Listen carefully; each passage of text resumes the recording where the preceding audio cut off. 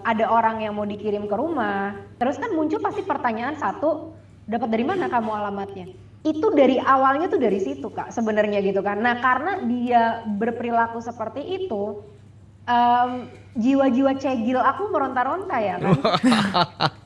Kak Salsa sebenarnya sebagai seorang sosok yang di waktu-waktu ini sedang disorot sekali ya Kak Salsa ya.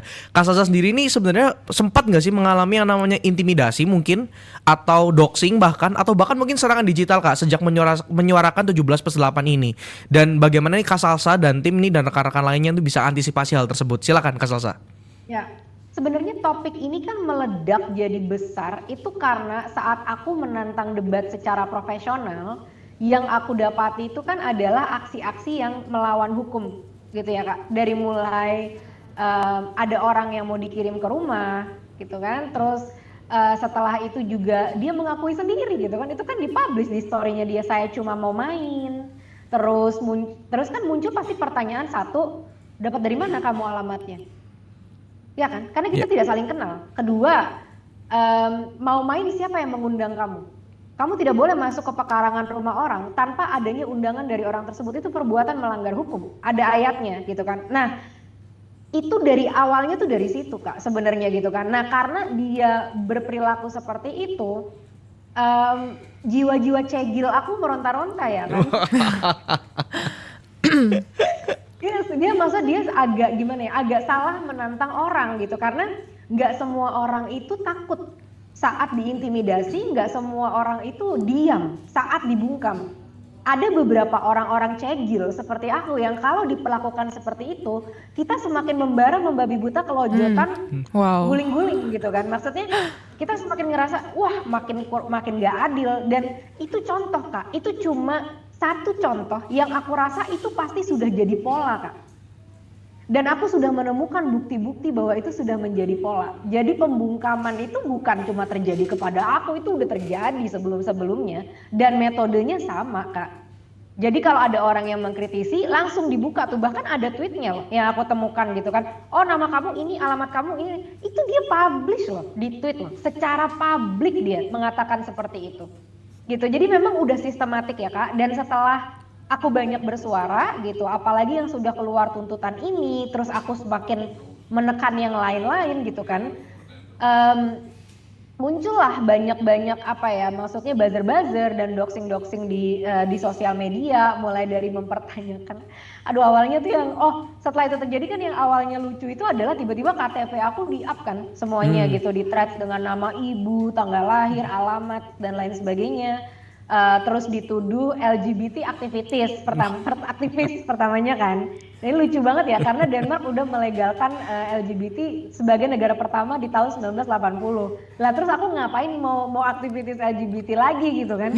Kok kayak udah ketinggalan zaman 100 tahun gitu kalau aku mau jadi aktivis gitu. Terus narasi kedua adalah provokator gitu, dan provokator itu aku baru posting menantang debat itu setelah demo besar-besaran yang terjadi pada tanggal 25 Agustus. Dan semua respon-respon aku itu organik merespon aksi dan reaksi yang terjadi gitu kan. Dan aku tidak pernah berkata, mari kita bakar, aku tidak pernah ada keluar kata-kata seperti itu. Justru kan aku mengeluarkan tuntutan untuk menenangkan amarah kan Kak. Karena sekarang gini loh Kak, yang sedang terjadi itu adalah kita seperti diadu domba antara warga sipil dan aparat kepolisian.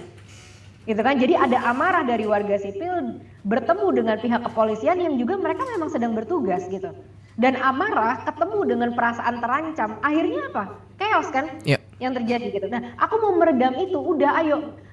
Maksudku selamatkan diri kita masing-masing karena kita sama-sama manusia, kita sama-sama bangsa Indonesia. Nah terus setelah itu semua terjadi, semakin aku vokal, semakin banyak tuh Kak narasi-narasi yang dikeluarkan di sosial media ya. Yang kalau kan tadi LGBT udah gagal, provokator udah gagal kan, sekarang muncul lagi katanya aku adalah antek-antek asing gitu. Ya memang aku adalah antek-antek asing, itu aku akui secara terang benderang. Kenapa? Suamiku orang impor, keluargaku orang impor, aku tinggal di negara asing, ya memang antek-antek asing. Terus kenapa? Kalau memang aku adalah antek-antek asing, yang perlu dipertanyakan adalah apakah apa yang aku katakan itu bermanfaat atau enggak terhadap masyarakat Indonesia? Kan itu kan pertanyaannya, terlepas dari aku siapa dan lain sebagainya, kan aku sudah akui aku memang cegil gitu. Dan Dan muncul lagi tuh narasi-narasi yang lain lah, mulai dari yang paling jauh itu adalah aku adalah mantan dari Ahmad Syahroni, Kak. Sejauh ini itu yang paling jauh gitu. Tapi banyak lah Kak, maksudnya mulai yang dibahas tuh personal gitu. Kayak misalkan, oh aku nih adalah orang yang pemarah, oh aku orangnya apa adanya Kak, memang begini adanya. Baik buruk ya terserah kalian mau bicara apa gitu kan. Tapi kan tolong fokus terhadap substansi dan perjuangan kita gitu. Karena personal aku itu nggak ada hubungannya, mau dibahas kayak apapun, itu tidak mensejahterakan hidup kalian gitu. Tapi kalau kita berhasil mencapai tuntutan ini dan terus menekan pemerintah, setidaknya ada perubahan Kak, ada secercah keadilan di dunia yang sudah bumi gonjang-ganjing amazing ini gitu kan. Nah, itu loh yang kita ingin perjuangkan. Terlepas aku mau dibilang apapun, nggak masalah Kak. Aku dari dulu memang cegil, jadi ya udahlah, nggak apa-apa.